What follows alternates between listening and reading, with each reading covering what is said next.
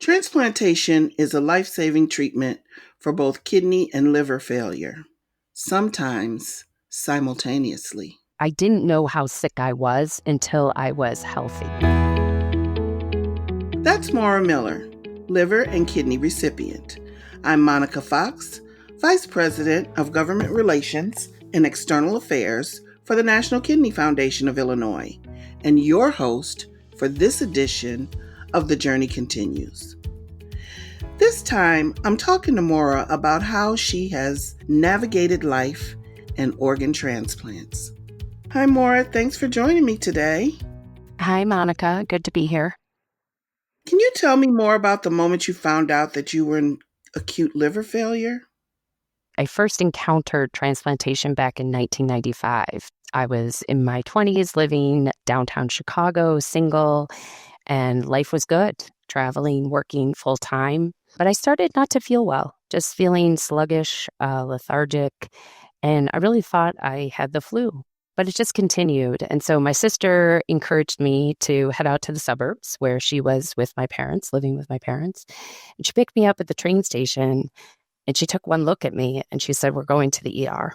So she took me there and they did a lot of testing and told me that I was in liver failure, which was a shock, as you can imagine, 25 years old and being told that.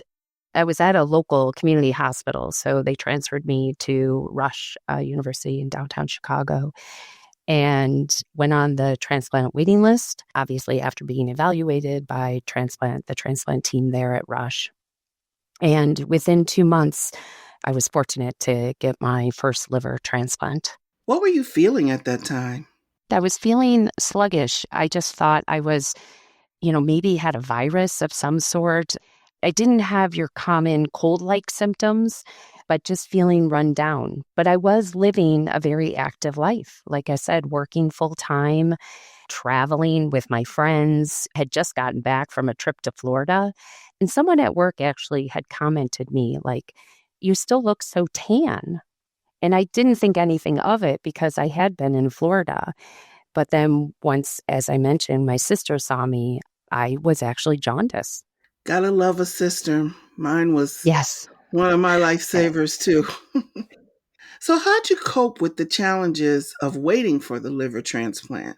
I look back to that first transplant because I've had some other, more recent health problems. But I look back to that first transplant and, I really didn't know much about it. It was all new to me. So I really put my life in the hands of the experts, the doctors, the nurses that were taking care of me. And thankfully, at the time, I had some cousins that were in the medical field. I had my mom, who was a nurse. So I was surrounded by people that I was, not only there for my emotional support, but really helped me navigate that medical journey. And I was feeling rather calm, believe it or not, because of having all of that support and really faith in their expertise and their knowledge and really faith in God, that really you're going to pull me through. There was, no other options. Like I said, I didn't really know enough to think about the consequences. Yes. If I did not get a transplant. Mm-hmm. I understand. What were some of the biggest changes in your life after receiving your first liver transplant? You're on medication, so I'm on immunosuppressants, but my life went back to a very normal life. And that I didn't know how sick I was until I was healthy. Yes. And really that revitalized me. I found a community within the transplant and organ donation community, made new friends and really had a good, healthy, normal life. Yes, taking medication, struggling with sometimes the side effects of those medications, but really feeling well and living my life to the fullest in honor of my donor. That's great. How did your experience with the liver transplant influence your decision to start a family? So as I went on with a normal, healthy life, I eventually, fell in love and met my husband. We got married. And He knew obviously that I had had a transplant and we weren't sure. Some of my doctors weren't totally supportive, but I aligned to an OB-GYN practice that was for high risk individuals. And they, encouraged us, laid out our options. And we really didn't think it was going to be possible. And then, after a couple of years, we ended up having our first child in 2005 and a healthy baby boy. So we approached that knowing the risks. And, I was under a good, as I said, a specialized OB-GYN. So I had, again, faith in that medical community and that support. And I did everything they told me to do. And, I look back and I think when I was pregnant, I was probably the healthiest. I still stayed on all my medications. I really took good care of myself too. That's awesome and such a gift. Yes. So you've worked full time in banking while raising children. Yeah. How'd you balance your professional life and health challenges? I just wanted to be as normal as possible and experience as much as I could. And really, as I said, like live that life to the fullest. So yeah, we went on to have 3 children, healthy babies. And, you get caught up and doing everything. I felt like my transplant didn't really restrict me from those day-to-day type activities and obligations. So, I was enough energy and everything to, work full time and raise the family and still make all the doctor appointments. I follow all of the appropriate requirements. And I believe that keeps us all healthy, making sure we're seeing our doctors and taking the right medication and just living a healthy life as best we can. You mentioned that you have had other transplants now. Yeah. Share with me about the health problems that you started experiencing that led to having to get another transplant. Yeah. So as I mentioned, I was working full time. I traveled with my job and had a lot of opportunities to travel, to other countries too. But in late 2022, after my father had passed away, I just started feeling again run down and tired, more tired than normal.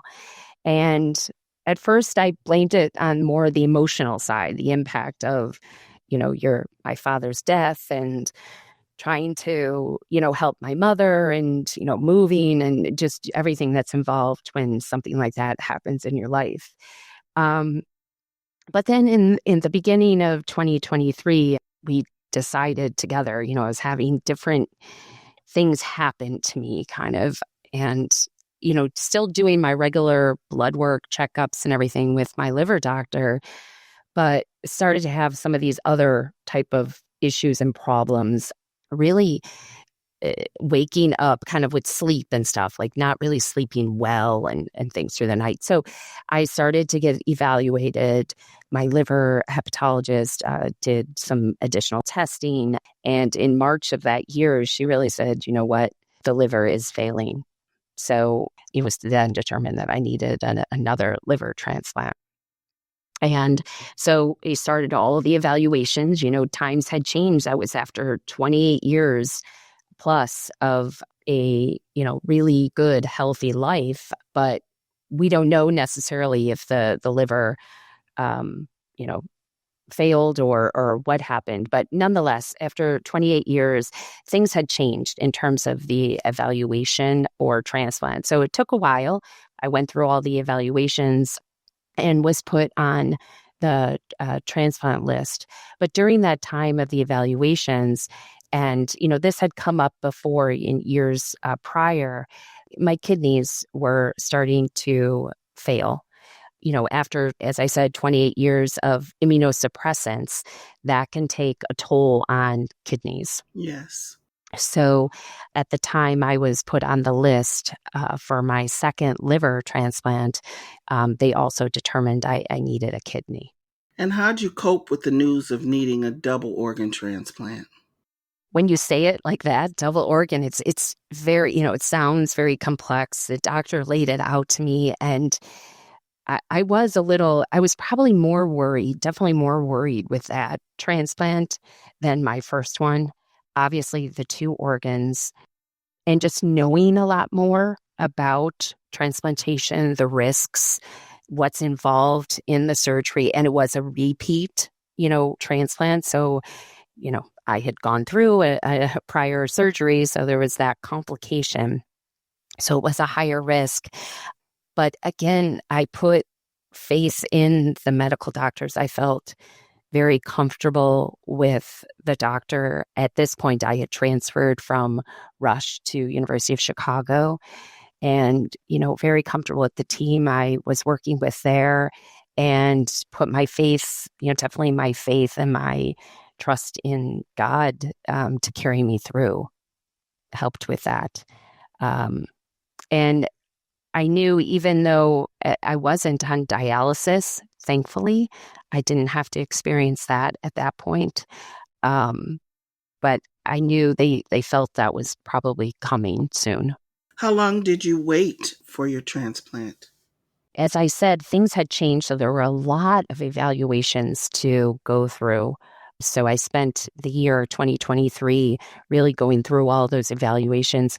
I actually officially did not get listed for both of the organs until September 15th of 2023. So it took a long time, a lot of testing, a lot of, they have you speak with everybody from, therapists, mental health professionals, nutritionists to just make sure you're really going to take care of the new organs you get. So I was finally listed in September 15th of 2023. And because of some other complications, I actually was admitted to the hospital on September 19th. And a day and a half later, I got a call while I was in the hospital. So I was only on the list less than a week when I got my transplant. And can you describe the emotions that you felt? Oh, yeah. Here. And I mean, when you get that call and I was shocked. I was, because I hadn't waited officially that long. We got the official letter on the 15th. So it really wasn't that long. And I had just been admitted to the hospital. So they were still treating me for my complication at that time. And when the nurse had come in for the morning, hi, I'm, going to be your nurse for the day. Oh, you're on NPO, nothing by mouth. And I said, what? Why? I'm here for, just to figure out what's going on with my blood work. And I said, wait, do they have an organ for me? And he looked at me and like, I don't know.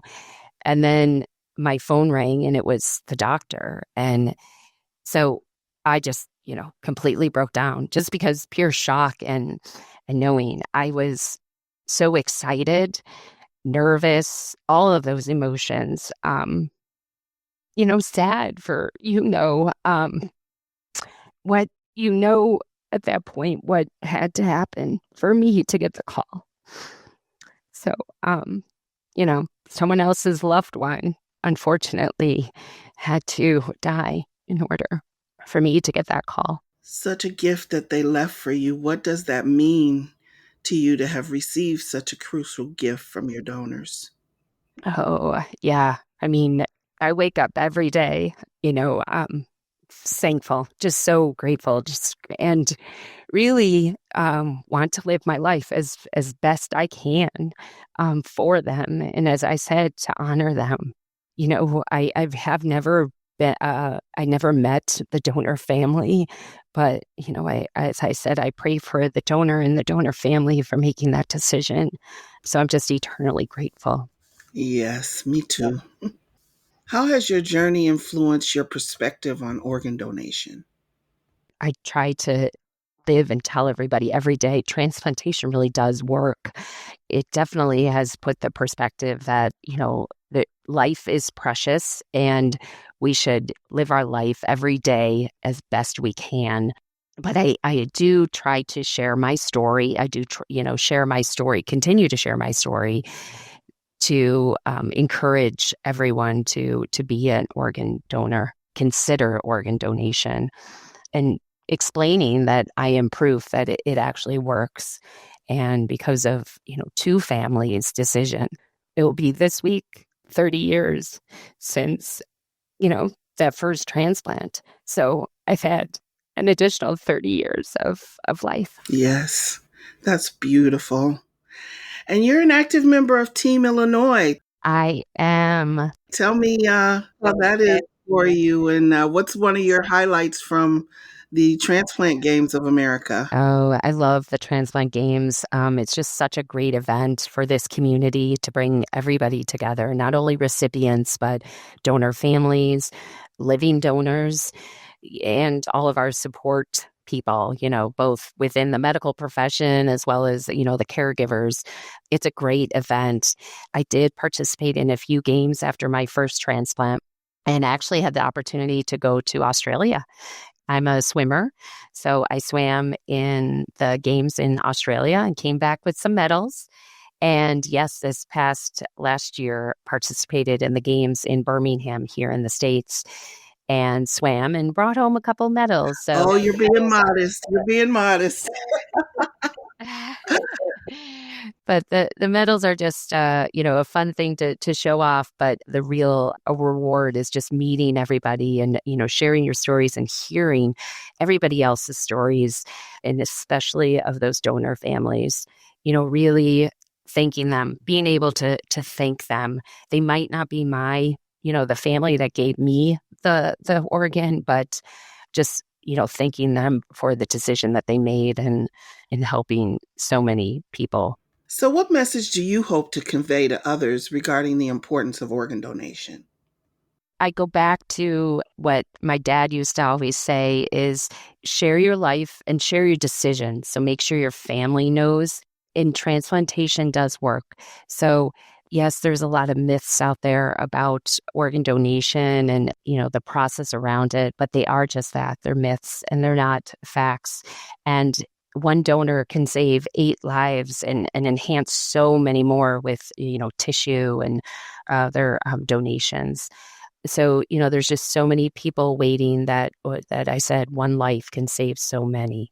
So I encourage everybody to really think about organ donation, see that, transplantation does work, and make that decision to register and tell your family.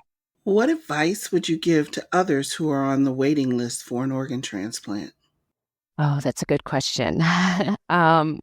Just to continue on with your faith and hope, and really know that there are good results. And it's definitely, I know I hear of some people that are on the list that are not sure if they really want to have a transplant because of, have been on immunosuppressants or the drugs or this or that.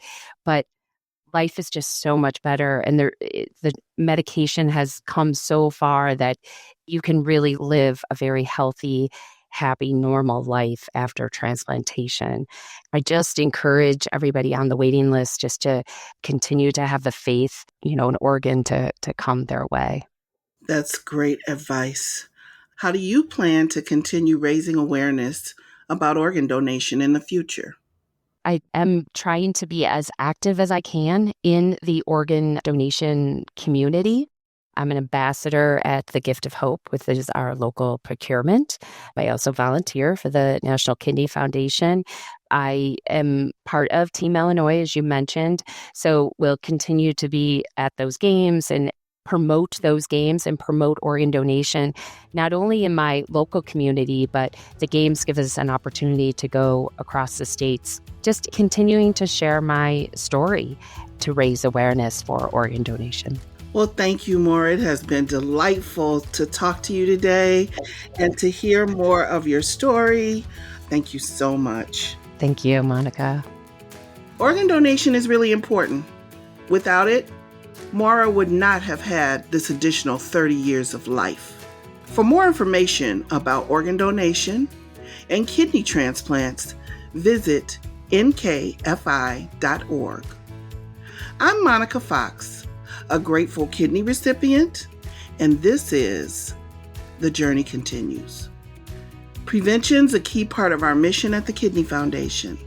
That's why at the end of each episode, we share a health tip.